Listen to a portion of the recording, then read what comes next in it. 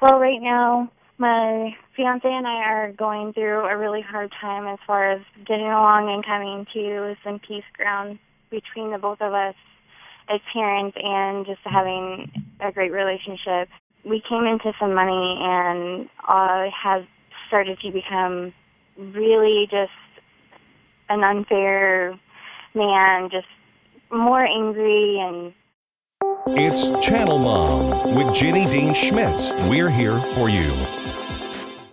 He just has really become really aggressive towards me as far as bad words and pointing his finger and yelling at me in front of the kids and just really just belittling me in all sense. And I just don't know what to do. We have had a long relationship. I've been with him for 8.5 years. We have 2 kids, and every chance he gets that he gets mad and he wants to kick me out, cut my cards up, wants me. It's more or less the money is controlling him, and then he's controlling me about it. And I hope you don't mind my saying this, no, but not at all. But she comes from a situation where she was a foster child. She was in 8 foster homes. She was finally adopted by a single mom. So she already deals with the issue of feeling rejected. And now she feels that now that he's come into this money, she is being rejected by the father of her 2 children. She just doesn't know the next step to take, Dr. Eggerichs. Well, the painful reality here is he has not committed to marry you. You've been living together for 8 years, and he's not committed to marry you. He has. We are engaged. You are engaged, but you haven't gotten married, right?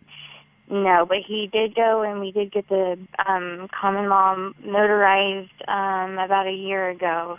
And he still is saying he wants to get married, but his actions don't show it at all. Right.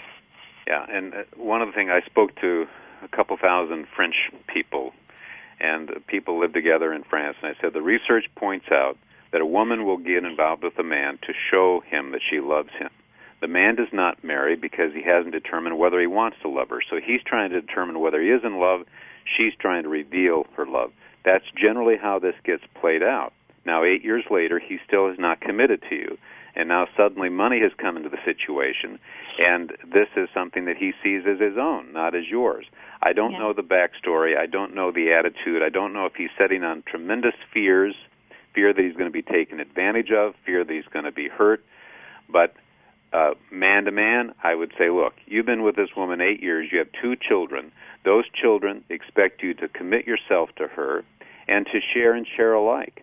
This isn't rocket science. And so because he's not committed to marry you, and because now he's come into money and doesn't want to share that, given that it's been a reasonable request on your part, then this is what we call, and this is so painful for me to say, it's a red flag. The best predictor of future behavior is past behavior. There's no indication that he's going to change. Now, what you have to decide at this point is what is it that you can do as a person to relieve him if he does have these fears, if this is all rooted in his insecurities and fears, not because he's ill-willed, but because he's sitting on incredible fears. It really begs the question, how can you reassure him that you believe in him, that you're not trying to take advantage of him, and that you want to grow old with him, and that you want to start anew here and commit to each other? But you've got to say to him, do you feel that I have this mission to dishonor you and to treat you unjustly?